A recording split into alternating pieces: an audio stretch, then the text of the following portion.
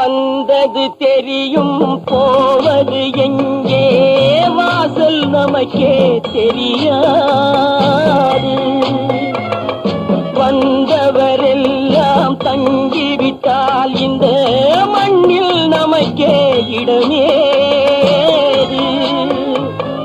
வாழ்க்கை என்பது வியாபாரம், வரும் ஜனனம் என்பது வரவாகும், அதில் மரணம் என்பது செலவாகும்.